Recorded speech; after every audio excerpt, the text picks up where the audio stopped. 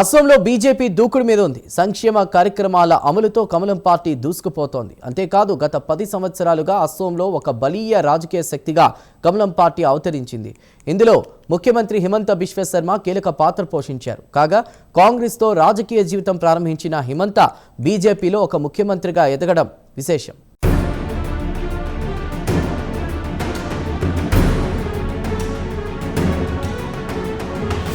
ఈశాన్య రాష్ట్రమైన అస్సాం రాజకీయాలు అందరినీ ఆకట్టుకుంటున్నాయి. అస్సాంలో భారతీయ జనతా పార్టీ అధికారంలో ఉంటే కాంగ్రెస్ పార్టీ ప్రధాన ప్రతిపక్షంగా ఉంది.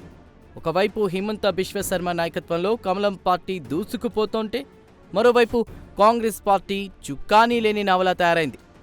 అస్సాం కాంగ్రెస్కు వరుస దెబ్బలు తగులుతున్నాయి. మాజీ ప్రదేశ్ కాంగ్రెస్ కమిటీ అధ్యక్షుడు భూపేన్ కుమార్ బోరా నెల రోజుల క్రిందట పార్టీకి రాజీనామా చేశారు. ఈ షాక్ నుంచి కాంగ్రెస్ ఇప్పటికీ కోలుకోలేదు.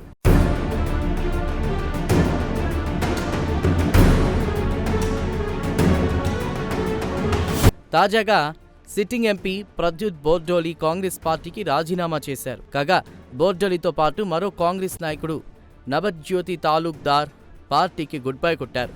కొంతకాలంగా ప్రదేశ్ కాంగ్రెస్ కమిటీ అధ్యక్షుడు గౌరవ్ గొగోయ్తో ఎంపీ ప్రద్యుత్ బోర్డోలికి విభేదాలు ఏర్పడ్డాయి. వీరిద్దరి మధ్య విభేదాలు తొలగించడానికి కొంతమంది పార్టీ పెద్దలు ప్రయత్నించినా అవి సఫలం కాలేదు.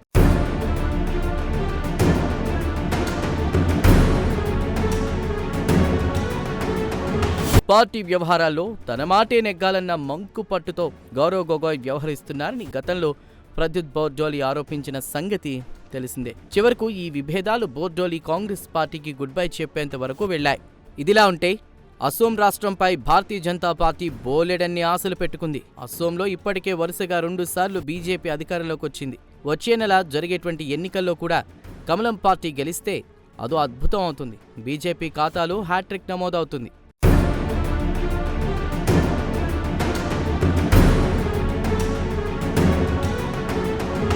పదేళ్ల కిందటి వరకు అస్సాంలో కాంగ్రెస్ ప్రభుత్వాలే ఉండేవి. అయితే ఆ తరువాత అస్సాంలో కాంగ్రెస్ పలుకుబడి తగ్గడం మొదలైంది. ఈ నేపథ్యంలో క్రమక్రమంగా భారతీయ జనతా పార్టీ పుంజుకుంది. దీంతో 10 ఏళ్లుగా అస్సాంలో భారతీయ జనతా పార్టీ బలీయ శక్తిగా ఎదిగింది. ఇందులో ముఖ్యమంత్రి హిమంత బిశ్వ శర్మ కీలక పాత్ర పోషించారు. హిమంత బిశ్వ శర్మ అంటే సాదాసీదా నాయకుడు కాదు, అస్సాంలో బలమైన నాయకుడు.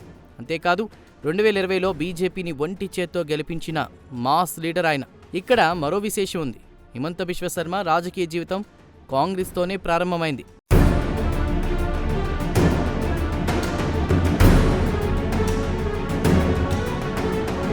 1993లో హిమంత శర్మ కాంగ్రెస్ పార్టీలో చేరారు. 1996 నుంచి జలుక్బరి అసెంబ్లీ స్థానం నుంచి పోటీ చేసినప్పటి నుండి ప్రతి ఎన్నికల్లో తన పలుకుబడి పెంచుకున్నారు. 2006లో అప్పటి కాంగ్రెస్ ముఖ్యమంత్రి తరుణ్ గొగోయ్కు కుడిభుజంగా హిమంత వ్యవహరించారు. అయితే ఆ తరువాతి కాలంలో కాంగ్రెస్ రాజకీయాలతో హిమంత విసుగెత్తారు. ఈ నేపథ్యంలో కాంగ్రెస్కు ఆయన గుడ్ బై కొట్టారు. ఆ తరువాత 2015 ఆగస్టులో హిమంత బిశ్వ శర్మ బీజేపీ కండువా కప్పుకున్నారు. అప్పటి నుంచి భారతీయ జనతా పార్టీకి సుశిక్షితుడైన సైనికుడిగా హిమంత పనిచేయడం మొదలుపెట్టారు.